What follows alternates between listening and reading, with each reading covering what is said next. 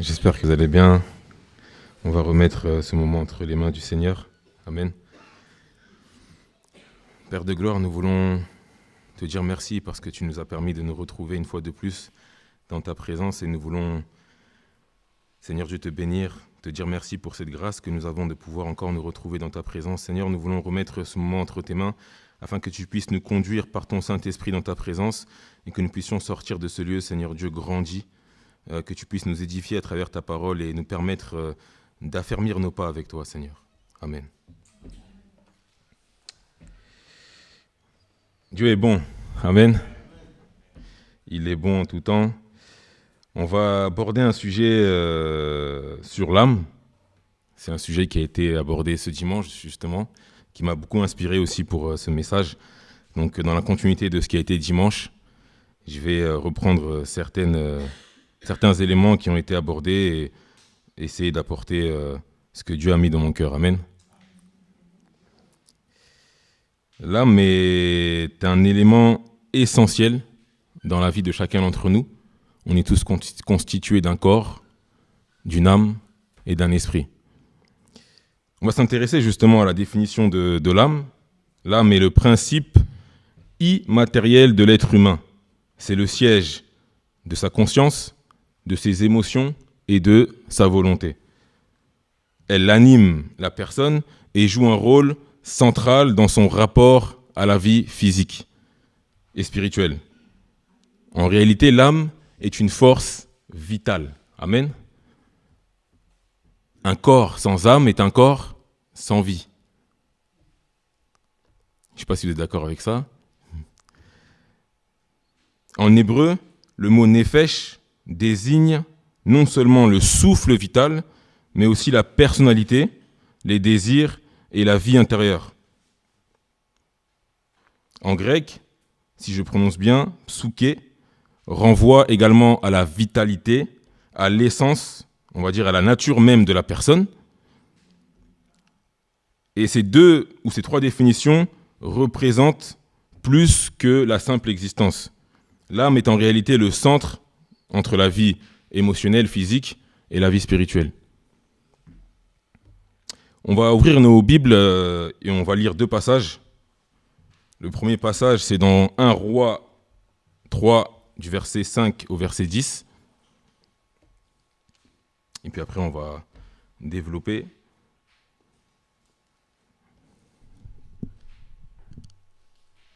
Je lis. À Gabaon, l'Éternel apparut en songe à Salomon pendant la nuit, et Dieu lui dit : demande ce que tu veux que je te donne. Salomon répondit : tu as montré une grande bienveillance envers ton serviteur David, mon père, parce qu'il marchait en ta présence dans la fidélité, dans la justice et dans la droiture de cœur envers toi. Tu lui as conservé cette grande bienveillance et tu lui as donné un fils qui est assis sur son trône, comme cela se voit aujourd'hui. Maintenant, Éternel, mon Dieu, c'est toi qui as fait régner son serviteur à la place de David, mon père, et moi je ne suis qu'un jeune homme. Je n'ai point d'expérience. Ton serviteur est au milieu du peuple que tu as choisi, peuple immense, qui ne peut être ni compté ni dénombré, tant il est nombreux. Accorde donc à ton serviteur un cœur intelligent pour juger ton peuple, pour discerner le bien du mal. Car qui pourrait juger ton peuple, ce peuple si grand ? Cette demande de Salomon plut au Seigneur. Amen. On va prendre un autre passage dont l'auteur justement est Salomon. C'est dans Proverbe 4, 23. Je lis. Garde ton cœur plus que toute autre chose, car de lui viennent les sources de la vie. Amen. Donc il y a plusieurs notions qui sont mentionnées justement dans la définition de l'âme et les liens qu'on peut voir avec la Bible. On voit donc dans le premier passage qu'il y a un jeune homme qui vient d'être nommé roi et qui quelque part, je ne vais pas dire qu'il prend peur, mais est préoccupé par la situation. Il se rend compte de l'ampleur de la responsabilité qu'il attend et il s'aperçoit qu'il lui manque quelque chose. Amen. Face à l'ampleur de la situation, il s'aperçoit qu'il lui manque quelque chose. Et d'un autre côté, donc il est à l'initiative des proverbes, et il nous donne comme conseil encore aujourd'hui, garde ton cœur plus que toute autre chose, parce que de lui viennent les sources de la vie. Et ici, il parle de source. Donc quelque chose qui jaillit d'un point A pour aller vers un point B. Amen. Et on va dire en tant que parent ou en tant que responsable de jeunes enfants, peu importe, on va dire la situation, mais quand on est face à un jeune enfant, même à l'école par exemple, un professeur, son souhait, c'est de transmettre une information au cœur des enfants pour faire d'eux de bonnes personnes plus tard. Amen. En tant que parent, c'est la même chose. D'ailleurs, il y a une expression qui est très connue, qu'on utilise souvent pour mentionner le fait qu'un fils ressemble à son père. Tel père, tel fils. Pourquoi ? Parce que le père a pour motivation, pour ambition, de transmettre une bonne éducation à son enfant. En réalité, le père veut façonner l'âme de l'enfant. Au-delà de, on va dire, lui garantir un bon avenir, il veut façonner son cœur. Façonner l'être au plus profond de son âme. Je pense qu'au-delà d'avoir des enfants qui réussissent professionnellement, on cherche en principe tous à avoir des enfants qui sont de bonnes personnes. Amen. Pourquoi et comment ? Donc on veut les remplir au quotidien en leur répétant sans cesse des choses ou en leur donnant des valeurs qui sont importantes pour nous en tant qu'adultes. Amen. Et ici c'est pareil. Donc on a un roi, en tout cas un jeune roi, qui s'aperçoit qu'il lui manque quelque chose et il vient demander à Dieu de le remplir pour pouvoir juger avec justice. Et comme on a pu le voir dimanche, il y a un combat perpétuel entre le monde physique et le monde invisible, qu'on peut aussi appeler métaphysique. Donc tout ce qui est lié à l'invisible, qui est d'ailleurs beaucoup plus important en réalité que le monde physique. Et justement, l'âme peut nous induire en erreur des fois en fonction de ce à quoi on s'attache, ou ce que l'on regarde, ce qu'on a tendance à... ou ce par quoi on est attiré, en fait, tout simplement. Le danger qui est lié à l'âme, on va dire, c'est le fait que les émotions et les désirs vont nous pousser à agir de telle ou telle façon. En réalité, l'âme se reflète dans le monde physique à travers les actions que nous allons poser au quotidien. Amen. Il est difficile de poser une action sans avoir au préalable pensé ou prévu d'agir d'une telle ou telle façon. Et cela dépend justement de ce que notre cœur contient.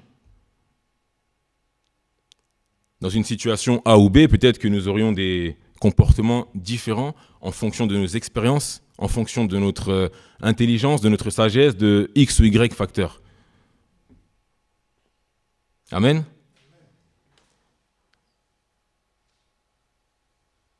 Et justement, à travers la Bible et à travers le message que le Christ vient nous apporter, il nous demande de sacrifier notre chair et de faire en sorte que notre âme soit accrochée à lui.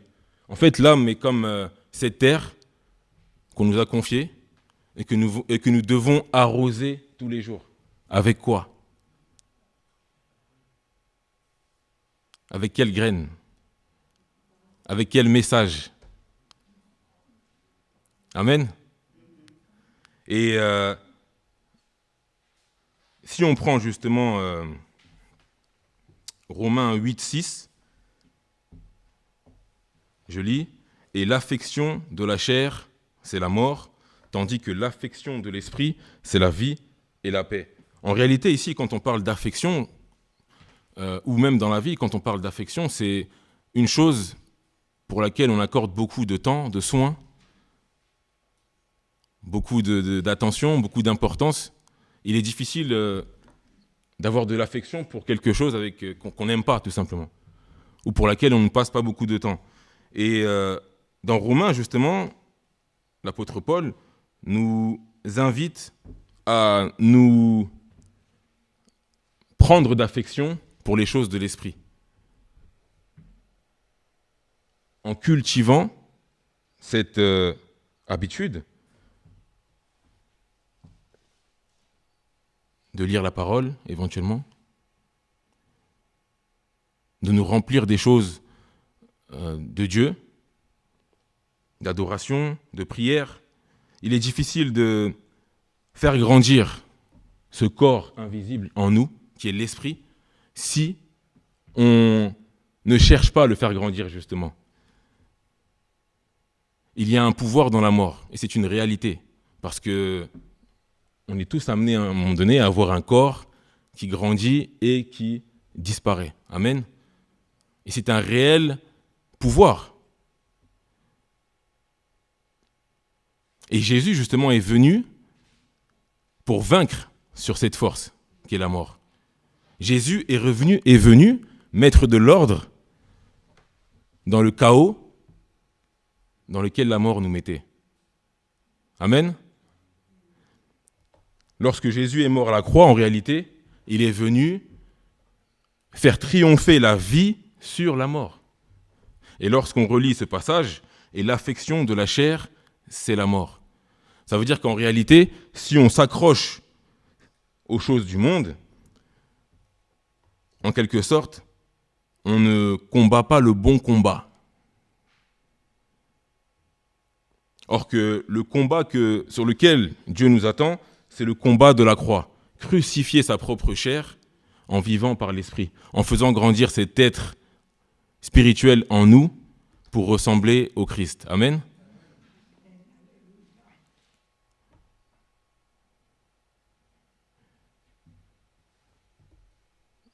Ces deux mondes en conflit permanent sont, on va dire, l'âme est entre ces deux mondes en conflit permanent.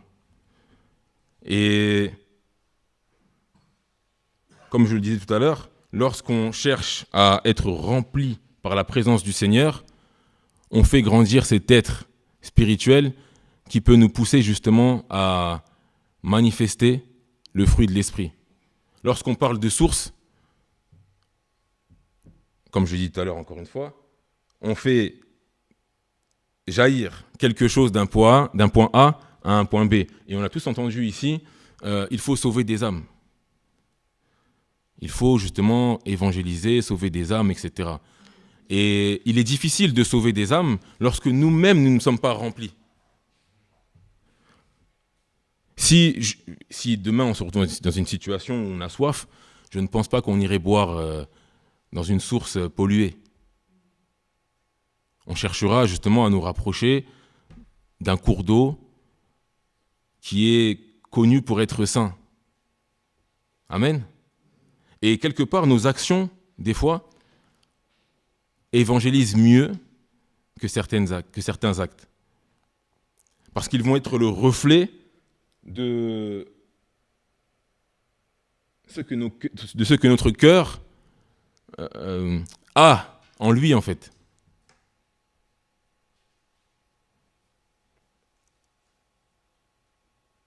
Si on prend par exemple 1 Pierre 2, 24, lui-même a porté nos péchés en son corps sur le bois, afin que, morts au péché, nous vivions pour la justice. Christ nous a arrachés de la mort par son sacrifice. Jésus nous a délivrés du pouvoir du péché et de la mort. Sa résurrection nous assure que la mort n'a plus d'emprise sur ceux qui croient en lui. Et ce triomphe à la croix, justement, nous devons le refléter au quotidien par une attitude qui reflète le cœur que Christ veut façonner en nous. Sa parole doit venir comme lorsque nous adressons à un enfant et qu'on veut justement faire en sorte qu'il reçoive le message que nous voulons lui transmettre. Christ veut aussi, à travers sa parole, façonner nos cœurs, façonner nos vies, façonner la manière dont nous allons témoigner de lui vivant. Amen.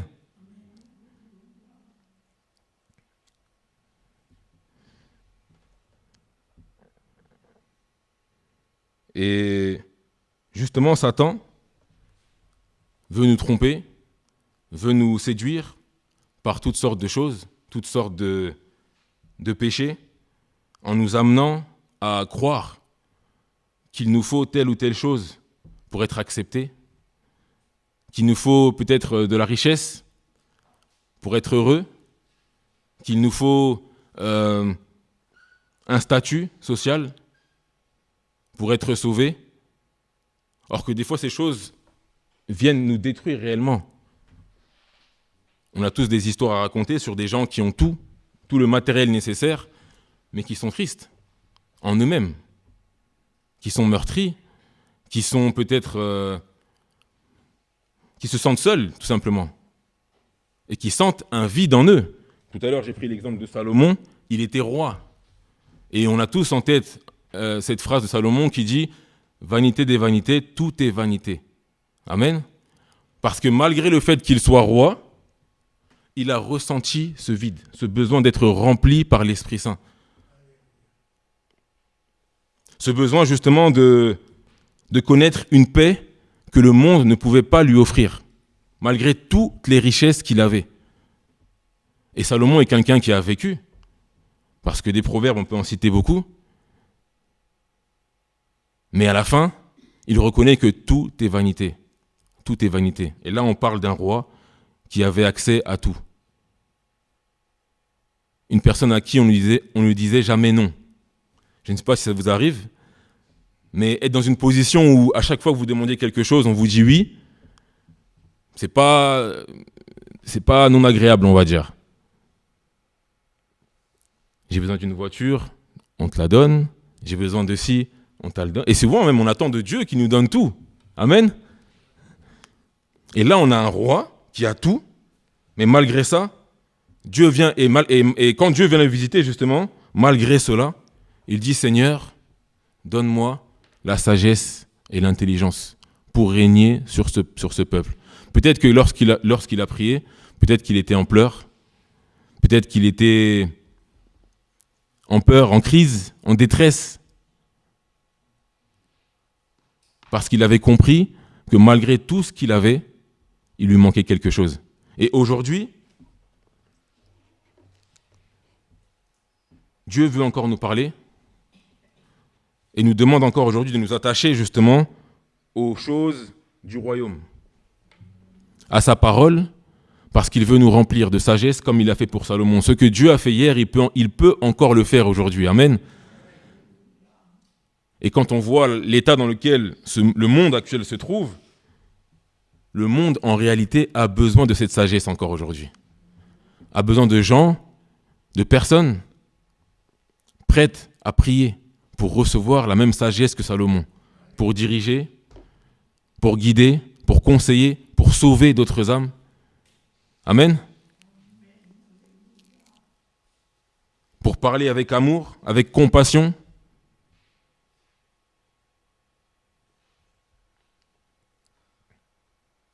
Et des fois, ça paraît facile à dire, beaucoup plus qu'à faire. Parce que l'âme est troublée des fois par des plaisirs charnels. Enfin, des plaisirs charnels, on va dire des plaisirs charnels ou des besoins que le corps ressent. Lorsqu'on a faim, on est susceptible, justement, on est vulnérable. On est susceptible de dire oui à certaines choses, parce qu'on a faim. Amen. Lorsqu'on a faim, on a faim. On a besoin de manger. Et c'est vrai que là, on a du mal à réfléchir, à rester lucide. Et c'est pareil lorsqu'on a soif, c'est pareil lorsqu'on manque de quelque chose de spécifique. On ressent ce besoin d'être rempli. On ressent un manque. Et par moments, il est difficile de dire non. Amen. Et c'est là où justement Dieu vient nous dire que non, mon fils, ma fille, ne tombe pas. Souviens-toi de moi. Souviens-toi que tu dois manger non seulement, oui, des choses physiques, mais avant tout des choses spirituelles. Remplissons-nous de la parole de Dieu, parce que l'enjeu est très grand. Peut-être même plus grand que ce que nous avons en tête. Soyons remplis parce que le monde en a besoin, parce que nos voisins en ont besoin, nos familles en ont besoin. Soyons remplis parce que nous en avons besoin également. Nous avons besoin d'être remplis du Saint-Esprit pour avoir une connexion particulière avec Dieu, pour pouvoir être invités à la table du Seigneur, pour qu'il puisse venir nous visiter. Vous savez, quand je suis arrivé à Thionville, j'avais quel âge ? 21 ans, je crois. Et quand je suis arrivé, justement, je recherchais un appartement. Et j'avais toujours en tête je me projetais en me disant, il faut que je puisse recevoir ma famille. Parce que pour moi, la famille, c'était très important. Et je ne voyais pas mes parents ne pas venir me visiter à l'époque. Et donc, j'ai cherché un appartement qui pouvait m'accueillir moi au quotidien, bien sûr, mais aussi accueillir des visiteurs. Et donc, j'ai tout fait. J'ai notamment prié. Mais dans mes recherches, j'avais des critères bien spécifiques pour pouvoir accueillir mes parents, si jamais ils voulaient venir me voir. Amen.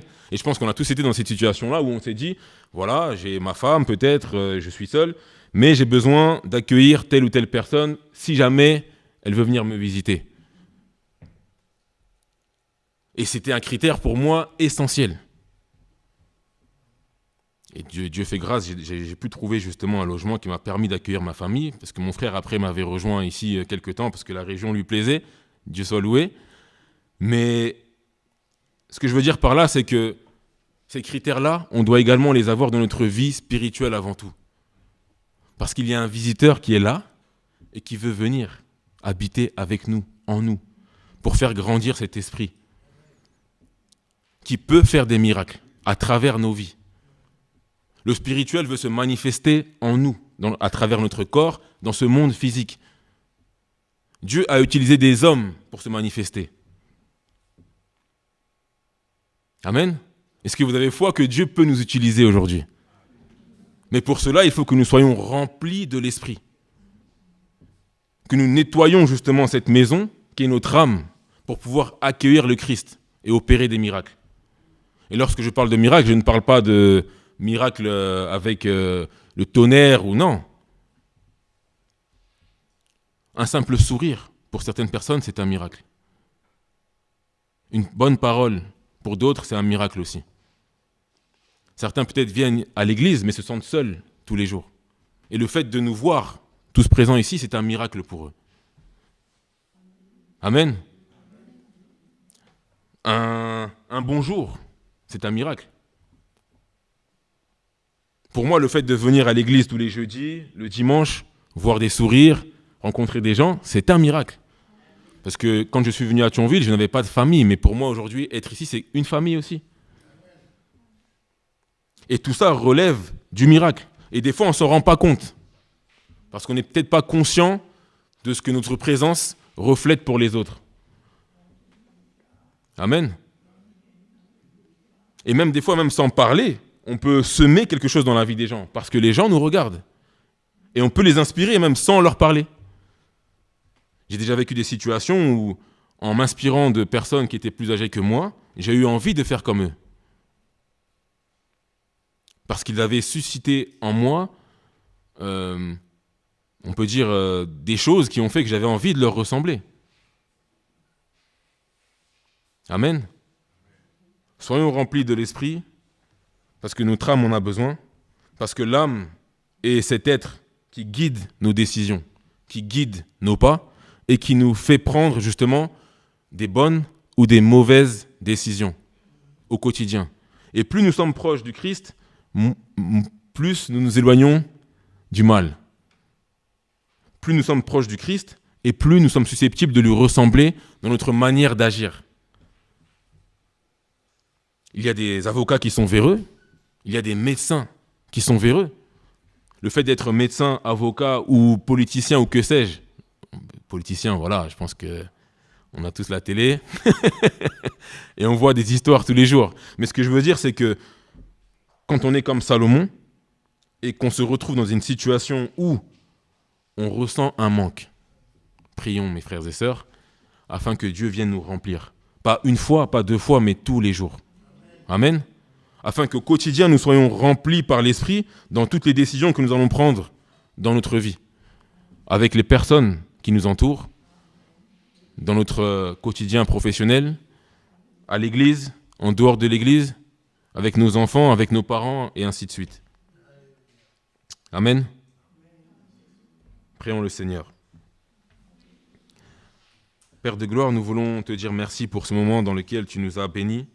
Seigneur, nous voulons remettre cette réunion de prière afin que tu puisses encore te manifester puissamment ce soir. Seigneur, que ta parole ne reste pas vaine, mais qu'elle puisse, Seigneur Dieu, semer quelque chose en nous, afin que nous puissions te ressembler. Seigneur, viens nous visiter encore ce soir, viens nous remplir de ta grâce, de ta parole, de ta puissance, afin que nous puissions, Seigneur Dieu, avoir cette envie, cette soif, cette faim de te ressembler, Seigneur. Cette faim, Seigneur Dieu, de marcher comme toi tu as marché, cette faim, ce courage de porter notre croix et d'aller jusqu'au bout, Père de gloire. Sois béni, Seigneur. Amen.